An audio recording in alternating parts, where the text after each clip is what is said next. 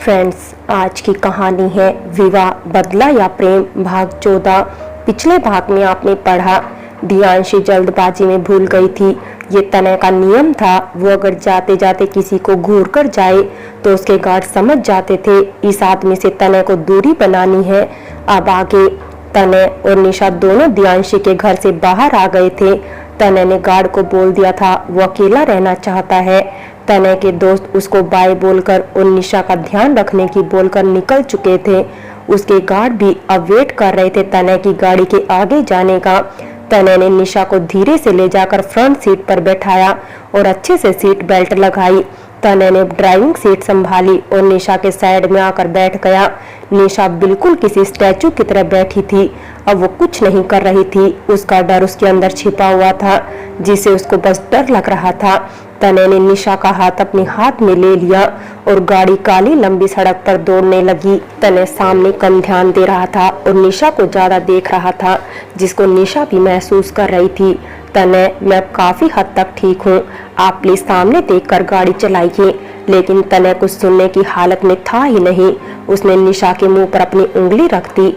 मेरे ध्यान न देने की वजह से आज तुम्हारी ये हालत हुई है। अगर तुम मेरे साथ रहती तो वो जानवर दरिंदा तुम्हारे इतने करीब नहीं आता। निशा को फिर से डर लगने लगा।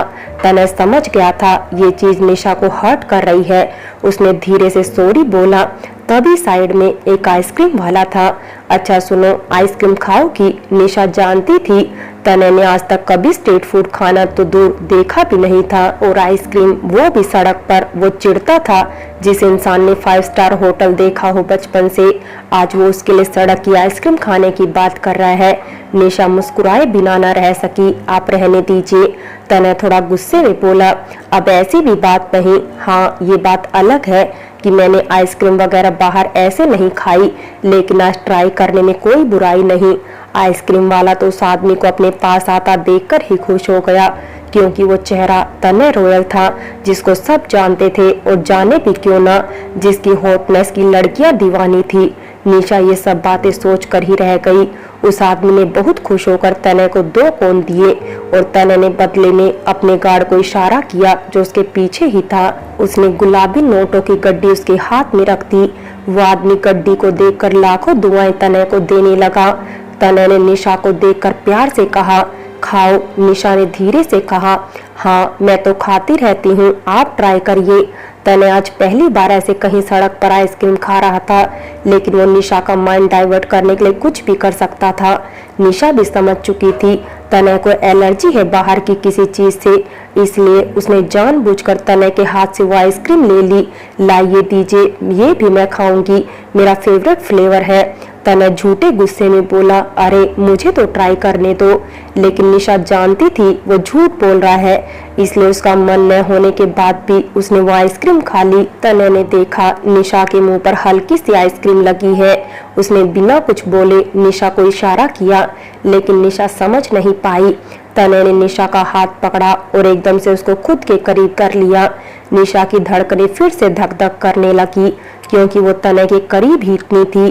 तनय ने अपनी उंगली उठाई और निशा के गुलाबी होठों के पास एक बार में ही आइसक्रीम साफ कर दी।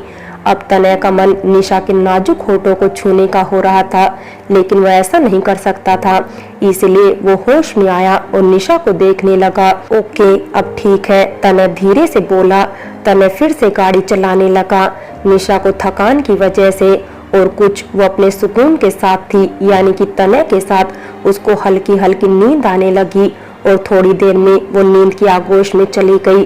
तनय लगातार ड्राइव कर रहा था, लेकिन उसका ध्यान सिर्फ निशा पर था।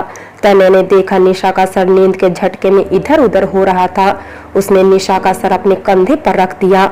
अब निशा एकदम बेफिक्र होकर सो रही थी। तनय के दिमाग में वही सब घूमने लगा और फिर से उसको गुस्सा आने लगा, जिससे उसने गाड़ी की स्पीड बढ़ा दी। लेकिन वो भूल गया था निशा भी उसके साथ है जो सो रही है। जैसे उसने स्पीड बढ़ाई, निशा फिर से डरने लगी। शायद वो कोई बुरा सपना देख रही थी। उसके मुंह से एक ही शब्द निकल रहा था, तनय मत जाओ। ये आदमी, तनय मत जाओ। तनय के दिल में कुछ हुआ। उसने निशा को अपने और भी ज्यादा करीब कर लिया, बहुत करीब। निशा का सर तनय के कंधे पर था और तनय का हाथ निशा की कमर पर था। कुछ नहीं हुआ, मैं हूँ तुम्हारे पास में, शांत हो जाओ, कुछ नहीं होगा। तनय धीरे धीरे उसकी कमर पर हाथ फेर रहा था। निशा ने डर में तनय की शर्ट को पकड़ लिया। तनय ने निशा को और ज्यादा खुद से चिपका लिया, जैसे बस वो निशा को अपने अंदर समा लेगा। निशा भी उसके करीब होकर शांत हो चुकी थी।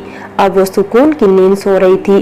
तनय का हाथ अभी भी उसकी कमर पर ही था, जो गोल गोल घूम रहा था। तनय को समझ नहीं आ रहा था डैनियल ने निशा के साथ ऐसा क्यों किया, क्योंकि तनय की किसी से भी दुश्मनी थी तो उसे बदला लेने के लिए ऐसा कुछ करता कोई। और दूसरी बात, रॉयल्स को सब जानते हैं, कोई उनको नुकसान करने से पहले 1000 बार सोचते हैं। लेकिन ये बात कुछ समझ नहीं आई तनय को। और फिर जैसा निशा ने बताया था, उसको ये तक पता था निशा तनय का रिश्ता कैसा है, जो कि बिल्कुल नॉर्मल बात नहीं थी, क्योंकि ये बात निशा तनय के अलावा कोई नहीं जानता था, यहाँ तक कि उनके घर वाले भी नहीं। लेकिन एक और था जो ये बात जानता था, वो थी दियांशी। न चाहते हुए भी तनय का दिमाग दियांशी पर शक कर रहा था। तनय और निशा घर पहुंच चुके थे। निशा तनय के कंधे से लगी किसी बच्चे की तरह सो रही थी। तनय ने गाड़ी पार्क की और निशा को अपनी गोद में उठाया। निशा चुपचाप तनय के सीने से लगी सोती रही। तनय नहीं चाहता था इस हालत में कोई निशा को देखे। थोड़ा बहुत नशा भी था उसको, जैसा दवाई उसको दी गई थी। और अभी निशा इस हालत में थी ही नहीं वो किसी से कुछ कह सके या बात कर सके। तनय उसको पीछे के दरवाजे से अंदर ले गया, लेकिन नीता जो इसी इंतजार में थी कब निशा और तनय आए और वो उन पर टोंट मारे। नीता ने देख लिया था तनय निशा को गोद में उठाए ले जा रहा था, वो भी पीछे वाले दरवाजे से। यही बात उसके लिए एकदम खास थी, लेकिन फिलहाल वो कुछ नहीं कर सकती थी। और करती भी क्या, तनय का गुस्सा भी जानती थी, यही बेइज्जती कर देता वो उसकी। इसलिए सुबह का सोचकर अपने कमरे में चली गई। वहीं दूसरी तरफ तनय ने बहुत प्यार से निशा को बेड पर लेटाया और उसके ऊपर ब्लैंकेट डाला, लेकिन वो जानता था निशा को ऐसे सुलाना भी सही नहीं। निशा इतनी हैवी ड्रेस में थी और ऐसे निशा कंफर्टेबल होकर भी नहीं सो सकती थी, इसलिए उसने निशा को उठाने की कोशिश की। तनय ने धीरे से निशा को छूकर कहा, निशा उठो, चेंज कर लो।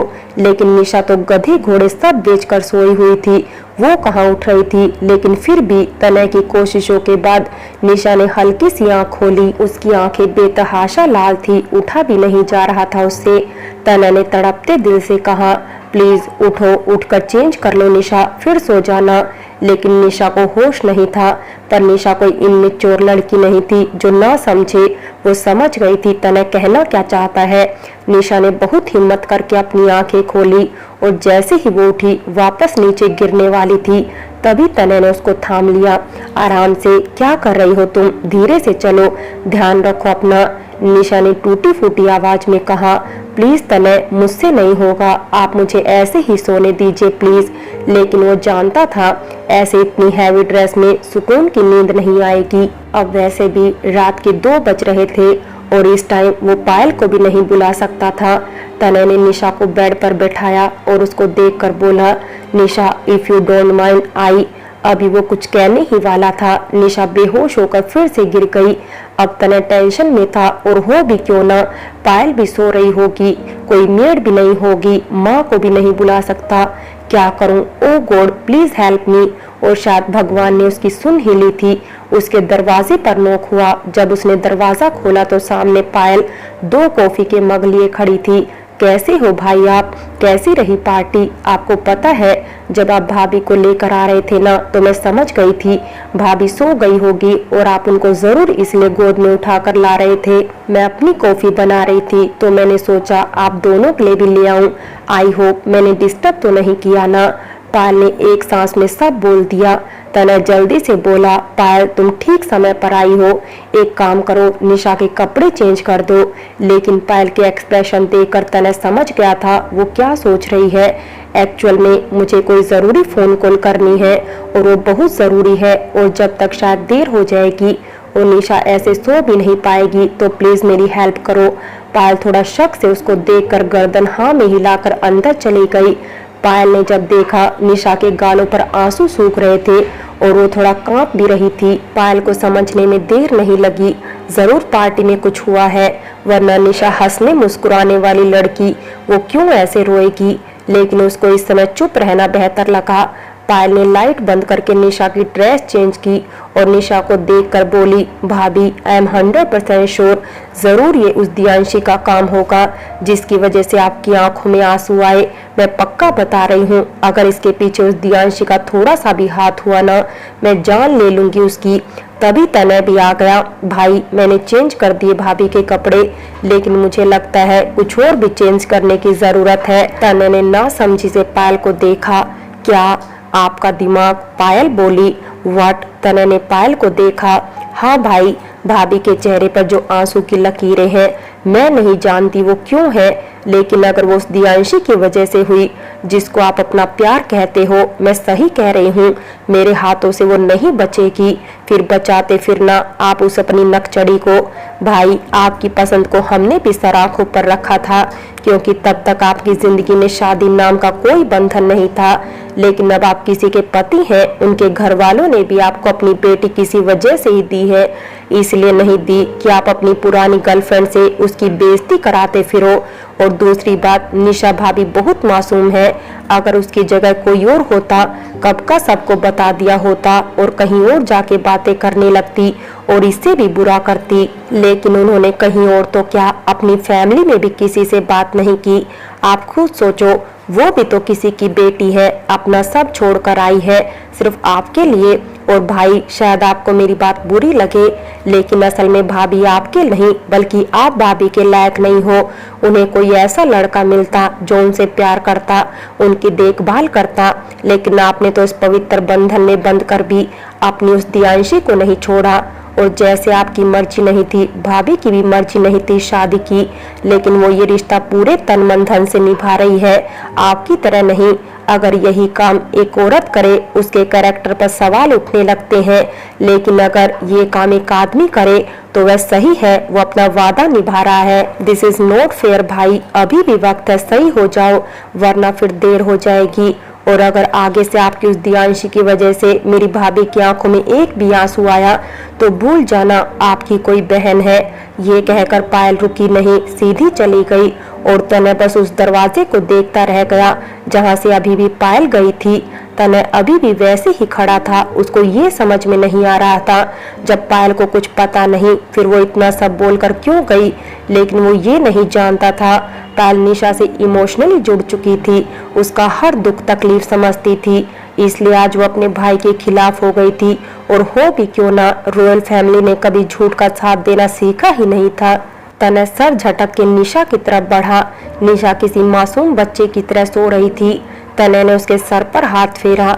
आज की बात से जो निशा सर उठाकर जीती थी, कमजोर हो गई थी, उसको तनय के सहारे की जरूरत पड़ने लगी थी। और ये बात बहुत ही तनय का दिल दुखाने को। तनय ने उसका पीला पड़ता चेहरा देखा और धीरे से उसके सर पर अपने होंठ रखे और निशा को देखकर बोला, आज जो दुख तुमने मेरी वजह से झेला है, मैं वादा करता हूँ इसके पीछे जिसका भी हाथ है उसको तुम्हारे सामने सजा मिलेगी। ये वादा है तनय रॉयल का तुमसे, और तनय कभी झूठे वादे नहीं करता। ये कहकर तनय जैसे ही उठा, उसने ध्यान दिया निशा ने उसका हाथ बहुत तेज पकड़ा हुआ है, जैसे उस टाइम पकड़ा था जब डैनियल उसके सामने था। तनय समझ गया था इस समय निशा को तनय की जरूरत है, इसलिए चुपचाप उसका हाथ अपने हाथ में लेकर बैठ गया और थोड़ी देर में दोनों गहरी नींद में चले गए। सुबह के 5 बज चुके थे जब तनय की नींद टूटी। उसने देखा निशा पसीने में भीगी हुई है, बहुत ज्यादा पसीने में, और अपनी गर्दन जोर जोर से हिला रही है। नहीं नहीं, दूर रहो मुझसे, दूर हो जाओ मुझसे। तनय तनय कहाँ है आप? तनय ने जल्दी से निशा को जगाया। निशा काम डाउन, शांत हो जाओ, मैं यही हूँ, देखो मैं तुम्हारे पास हूँ। लेकिन निशा कुछ सुने तभी तो उसका चेहरा पसीने में भीग चुका था।